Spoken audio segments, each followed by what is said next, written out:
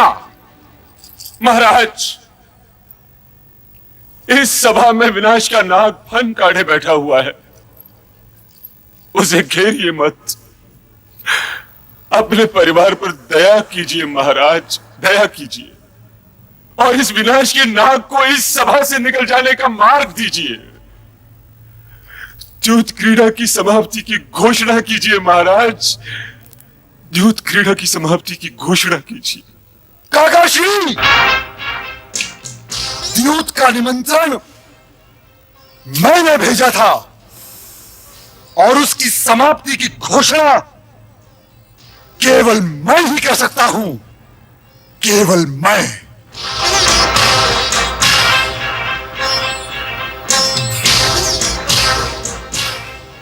भ्राताश्री, लगाते हैं द्रौपदी को दांव पर, लगाते हैं द्रौपदी को दांव पर। बोलो प्रिय युधिष्ठिर।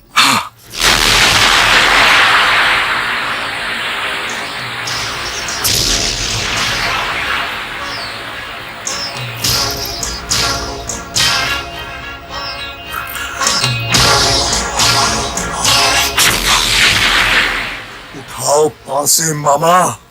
हाँ भांजे, मुझे द्रौपदी चाहिए। अवश्य भांजे। मेरे पास से मेरा आदेश अवश्य मानेंगे भांजे। मामा श्री, मुझे 9 की आवश्यकता है। अवश्य पुत्र दुर्योधन, 9 अवश्य आएगा। हाँ?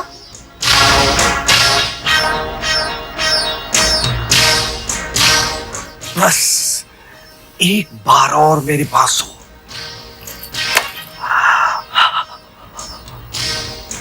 नो!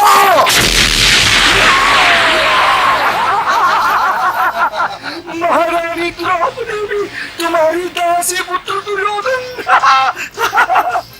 द्रौपदी आज से मेरी दासी है युधिष्ठिर।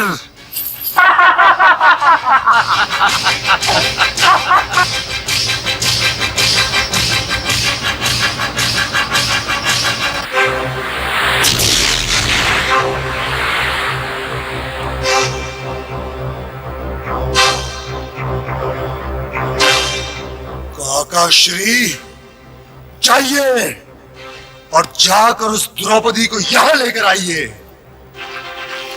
आज से वो मेरी दासी है, दासी। और उसका स्थान राजभवन में नहीं, वो मेरी दूसरी दासियों के साथ रहेगी। मूर्ख! यमराज को आमंत्रित न कर। महामंत्री विदुर, तुमने मेरा आदेश न मानकर अच्छा नहीं किया। द्वारपाल, आज्ञा युवराज। जाओ और जाकर उस द्रौपदी को यहां लेकर आओ। जो आज्ञा युवराज।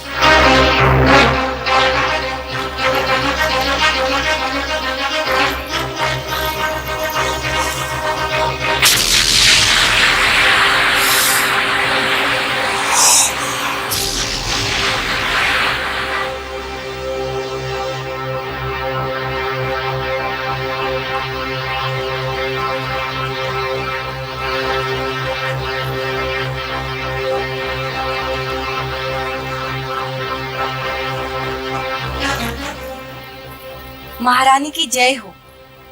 आओ।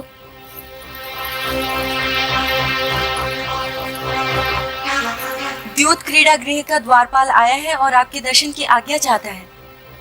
उसे द्वार के सामने लाओ।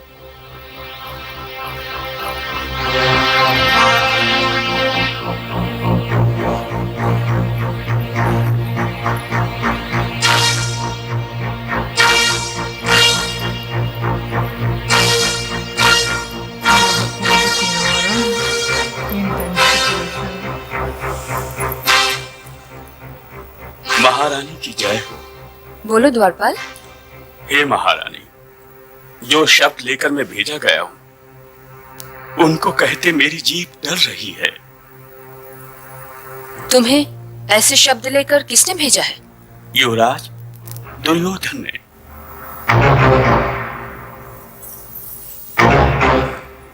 तुम्हें देवर जी ने भेजा है, और वो भी असभ्य शब्दों के साथ। तो वे असभ्य शब्द बोलो द्वारपाल। तुम तो इस समय युवराज का कंठ हो। बोलो द्वारपाल। उसको शर्म आ रही है। क्या हस्तिनापुर के द्वारपाल अपने महाराज की पुत्रवधू के आदेश का पालन नहीं करते? बोलो, क्या कहलवाया है युवराज ने? द्यूत क्रीड़ा में महाराज युधिष्ठिर अपना राजमुकुट हार गए हैं महारानी जी। क्या महाराज अपना राज्य हार गए?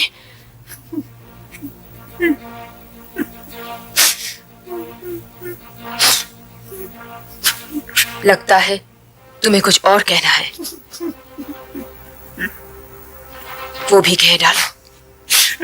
महाराज अपने अपने चारों भाइयों को भी हार गए हैं महारानी जी।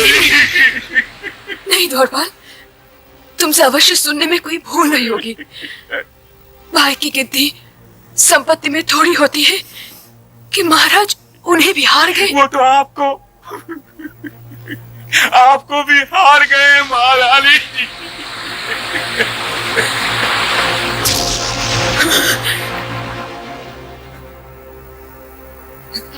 लगता है तुम्हारे असभ्य शब्द अभी तक समाप्त नहीं हुए। रो मत द्वारपाल, वो भी कह डालो। युवराज ने आपको द्यूत क्रीड़ा गृह में आने का आदेश दिया। आदेश? क्या मैं उनकी दासी हूँ कि वो मुझे आदेश देने लगे? आर्यपुत्र तो धर्मराज है, अपनी पत्नी को तो कोई अधर्मी भी दांव पर नहीं लगा सकता। क्या वो मदिरा पीकर खेल रहे थे? नहीं बहुरानी, उन्होंने मदिरा नहीं पी है। वो अपने भाइयों को और मुझे जानते बूझते हार गए। तो वही लौट जाओ और मुझे हार जाने वाले उस जुआरी से ये पूछो कि वो पहले अपने आप को हारा था या मुझे। इस प्रश्न का उत्तर जाने बिना मैं वहां नहीं चल सकती। मेरे प्रश्न का उत्तर लेकर आओ और मुझे ले चलो। जो आ गया बहुरानी, जो आ गया।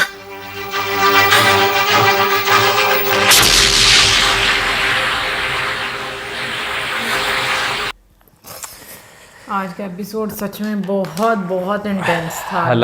हाँ बिल्कुल। हालांकि बीच में जो है विदुर जी जो हैं उन्होंने बहुत, मैं कहूँगा स्पष्ट अल्फाज में जो है वो चेतावनी दे दी कि भाई गलत हो रहा है। लेकिन महाराज की अगर बात की जाए तो वो स्टिल चुप करके बैठे हुए हैं कि वो भाई कह रहे हैं ठीक है गलत हो रहा है, होने तो खैर है, तुम्हारे साथ थोड़ी हो रहा है। वो इस तरह का चुप करके बैठे हुए हैं। पुत्र मोह में पड़े हाँ। हैं इतना ज्यादा। सबसे ज्यादा तो मुझे धृतराष्ट्र जो है वो गलत लगते हैं, क्योंकि वो अभी बादशाह है और वो चाहते तो वो उस चीज को समाप्त कर सकते थे पहली ही बारी के बाद। बिल्कुल। फिर उसके कि भाई खेल था, ठीक है, खत्म हो गया। अब अपने आप को ये संपत्ति को जो मतलब जैसे स्पेशली अपनी किंगडम को लगाने का क्या ज़रूरत है उसके ऊपर। फिर भीष्म पितामह की अगर बात करें, आचार्य द्रोण की बात करें, कृपाचार्य की बात करें, वो बिल्कुल ही नहीं बोले। आप मतलब ये होता है कि देखो ठीक है आपने एक कह लो कसम खा ली है कि हमने अपनी ही राज्य का साथ देना है, लेकिन गलत में भी आपने साथ देना है। ये चीज़ आप भी उतने ही गुनाहगार हो, खामोशी आपकी भी उतनी ही उतना बड़ा जुर्म है जितना कि दुर्योधन का जुर्म है। बिल्कुल। क्योंकि अगर देखा जाए तो जो युधिष्ठिर है, मुझे तो सबसे ज़्यादा उनकी जो गलती लगती है वो ये लगती है कि उनको किसने राइट दिया कि भाई वो अपने भाइयों को भी जो है वो लगा दें उसके ऊपर, या अपनी बीवी को भी उसके ऊपर लगा दें। आप महाराज हैं, आप राजा हैं, आपके पास एक पूरी पावर है, लेकिन इसका मतलब ये नहीं है कि आप अपने तरीके से जो है वो चीज़ों को दाव पर लगाने लगे हैं अपनी ईगो को सेटिस्फाई करने के लिए, या अपने अंदर जो आपको एक इज्जत वाला वो मसला होता है उसको सेटिस्फाई करने के लिए।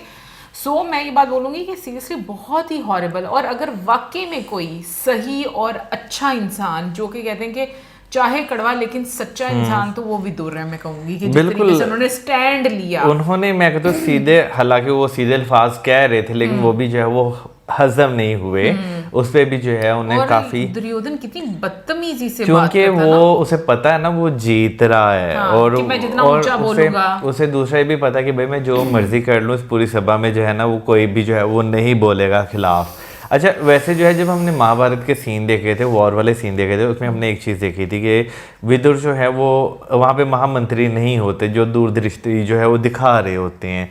तो इसके बाद विदुर जी, वो जो संजय वो हाँ। महामंत्री थोड़ी हैं, वो तो सारथी हैं ना। हाँ, तो उनका क्या बनेगा अभी विदुर हम का? आगे देखेंगे तो वो पता चलेगा। तुमने जरूर वो खराब करना है अपना। हाँ बिल्कुल, ये भी सही सस्पेंस है, ये भी सही विदुर बात कहाँ है। पर जाएंगे।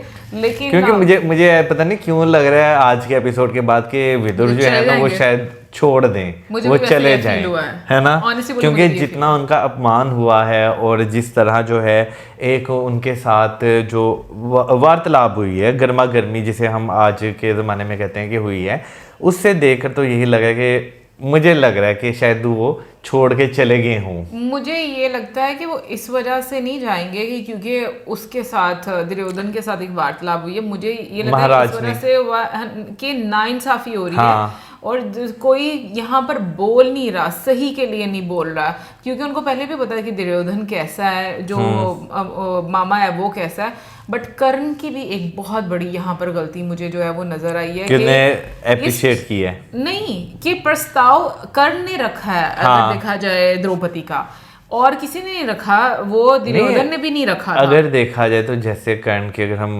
पहले की बात करें तो वो ये चीज कहता था कि भाई रणभूमि में फैसला होना चाहिए, इस तरह नहीं होना चाहिए। लेकिन अगर देखा जाए तो इस पूरे कार्यक्रम में वो भी आपको काफी खुश नजर आ रहा था। एग्जैक्टली। और यही मैं कह रही हूँ कि एक महिला को दाव पर लगाना, इसका प्रस्ताव रखा कर्ण ने।